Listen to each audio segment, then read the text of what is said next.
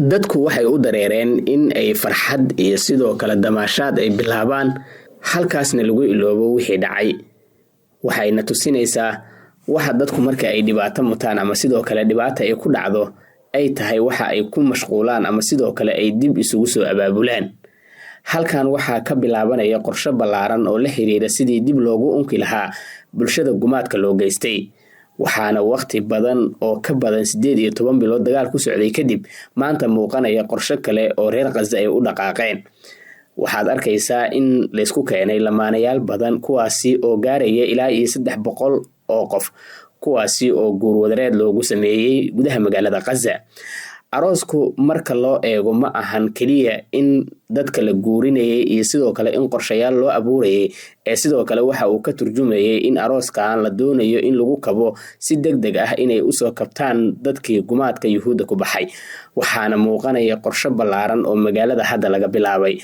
Waxaana sidoo kale jirta in gabdhaha reer Gaza ay guursanayaan wiilasha, gaar ahaan kuwoodii soo dagaalamay ama sidoo kale kuwa kale ee qorshaha ballaaran uga jira halkaasi.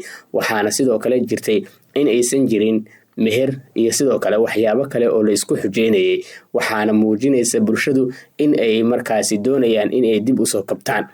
Waxaa la oran karaa waa arooskii qarniga iyo sidoo kale dadaalo ballaaran oo mararka qaarkood mahadooyin iyo sidoo kale waxyaabo kale ku hoos qarsan yihiin.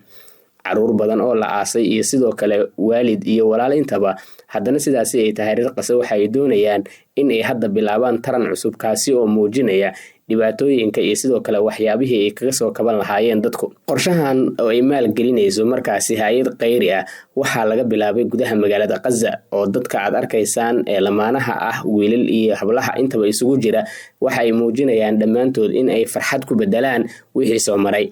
Xaalada adag 18 bilood ka badan oo Gaza ay wajahaysay, ugu dambeyn hadda waxay socdo xaalada adag. Weeraradii iyo sidoo kale waxyaabihii bilowday 2023 dabayaaqadeedii waxay ahaayeen kuwo xanuun badan dareensiiyay dadka reer Gaza. Laakiin hadda waxa ay dhanka kale u rogayaan sheekada. Waxa dadku ay muujinayaan marxabayn, isku soo dhawaanshiyo iyo sidoo kale in la abuuro taran cusub marka laga tago kuwa maxaabiista ugu jira Yuhuudda.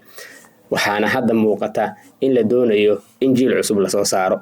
Gaza, magaalo mintidaysa oo dagaalamaysa, haddana mar walba aan ka samreynin in ay helaan maalin sidii ay ku gaari lahaayeen guusha noloshooda, waa midda la muujinaysa ama sidoo kale tusaale u ah caalamka. Dalalka la deriska iyo sidoo kale waxyaabahaasi oo dhan, waxyaabaha ay muujiyeen iyo sidoo kale sida ay ugu fiirsadeen xaaladaha, haddana ma aysan isku dhiibin nolosha, oo waxay maanta diyaar u yihiin mar kale inay unkaan jiilkii badbaadi lahaa Gaza qarniyada soo socda. Waa mid ka mid ah waxyaabaha huga tusaaleynta leh ee dad markaasi burburay haddana ay doonayaan inay dib u soo kabsadaan. Aroos lagu dheehay markaasi farxad iyo sidoo kale inay ka dambayso qaybtiisa gadaala murugo iyo dhibaatooyin ayaa waxa uu ka muuqda halkan. Qof kasta ee meesha yimid, walaal, waalid, cid kasta uu lahaa, waa xaqiiqo oo dhab ah in gudaha magaalada Gaza ay wax ka soo gaareen. Haddana waxaa muuqanaysa in aysan marnaba isu dhiibin nolosha, oo qof walba ayaga ka mid ah waxa uu ku dadaalayay ama sidoo kale uu isugu marxabeynaya halkaas. Waxaa kale oo jirta inay jireen wiilal ku dhaawacmay ama sidoo kale dhibaatooyin ay ka soo gaartay oo haddana ka qayb qaadanayay aroosyada. Waxaa isagoo cuuriyaan ah oo gaariga wiiljarka saaran uu diyaar u yahay inuu qayb ka noqdo arooska. Waana midda muujinaysa waxyaabaha ka jira halkaasi. Gaza burbur kadib hadda waxa ay ka soo kabanaysaa xaaladii taagneed. Inta aan la dhisin waxaa la yiraahdaa dhul iyo sidoo kale dadba waxa ugu horeeya ee la dhisa marka ugu horeeya waa bulshada. Mujtamaca reer Gaza ayaa mar kale dib loo unkayaa oo dib loo taagayaa.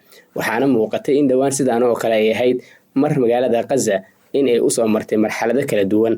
Haatanna waxaa muuqata inay marayso qorshe ballaaran oo ay hogaaminayaan jiilka hadda weli ka soo horjeeda sahnuuniyada Yahuudda.